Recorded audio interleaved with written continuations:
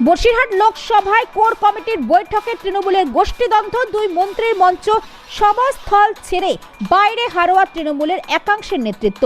পার্থ সুজিতের সাফাই, মানবিমান থাকবেই, মিটেও যাবে, দল বড় হয়েছে।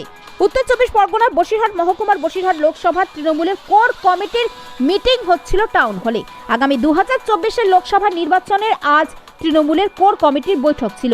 সেখানে হাজির ছিলেন রাজ্যের দুই হেভি ওয়েট মন্ত্রী, দমকল মন্ত্রী সুজিত বসু ও সেচ মন্ত্রী পার্থ ভৌমিক, বসিরহাটে তৃণমূলের সাংসদ নুসরাত জাহান। বসিরহাট তৃণমূলের সাংগঠনিক জেলা 10টি ব্লকের মধ্যে 9টি ব্লকের তৃণমূল ব্লক সভাপতি, জেলা পরিষদের সদস্য, পঞ্চায়েত সমিতি, 3টি পৌরসভার চেয়ারম্যান, ভাইস চেয়ারম্যান, বিধায়ক থেকে কাউন্সিলর, পঞ্চায়েত প্রধান। বসিরহাট তৃণমূলের সাংগঠনিক জেলা সভাপতি শেখ হাজি নুরুল ইসলাম চেয়ারম্যান সহ সাংগঠনিক জেলার তৃণমূলের সব নেতৃত্ব। কিন্তু হারোয়া ব্লকের তৃণমূলের সভাপতি, পঞ্চায়েত সমিতির সভাপতি, প্রধান সহ 25 জন একটি কোর কমিটি, তারা কিন্তু মন্ত্রী মঞ্চে ঢুকতে টাউন হল থেকে বেরিয়ে যায়। তাদের দাবি, তাদেরকে ডাকা হয়নি মঞ্চে। পাশাপাশি মিনাখার বিধায়ক ও ব্লক সভাপতি হাজির থাকায় আমরা আজ বাইরে দাঁড়িয়ে আছি।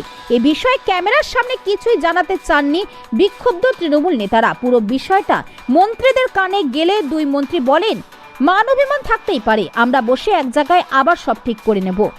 কোর কমিটির মিটিং শেষে নেতাদের সঙ্গে দমকল মন্ত্রী সুজিত বসু কথা বলেন এবং তাদের মধ্যে 5 জন নেতাকে ডেকে পাঠান আগামী দিনে দপ্তরে দেখা করার জন্য। রীতিমতো আজকের এই কোর কমিটির বৈঠকে তৃণমূলের গোষ্ঠীর দ্বন্দ্ব যে ফের একবার প্রকাশ্যে আসলো তা বলা বাহুল্য। দুই মন্ত্রী বলেন, মানবিমান থাকবে, দল বড় হয়েছে, আমরা এক জায়গায় বসে আবার সব মিটিয়ে নেব। Bureau report, news now, Basirhat.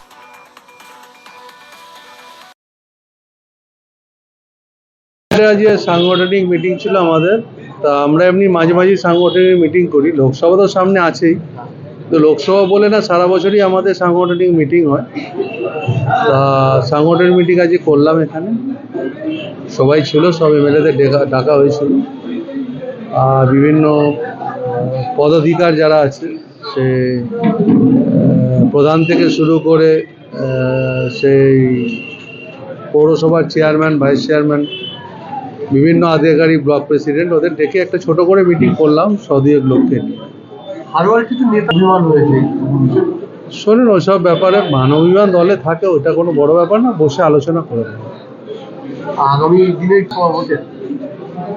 Lok Sabha vote যখন হবে, ঘোষণা হবে, দেখবেন বসিরহাট জিতবে, অনেক ভোটে জিতবে, মানুষের আশীর্বাদে জিতবে। আর বসিরহাট তো আমাদেরই জিতে আছে। আরও কিছু নেতা বাইরে দেখলাম, খুব অভিমান হয়েছে, না, ওগুলো মিটে যাবে। ছোটখাটো মানবিমান তো থাকবেই। একটা গণতান্ত্রিক দলে যদি ছোটখাটো মানবিমান না থাকে, তাহলে সেই দলটা আর গণতান্ত্রিক হয় না, ফ্যাসিস্ট দল হয়। আরও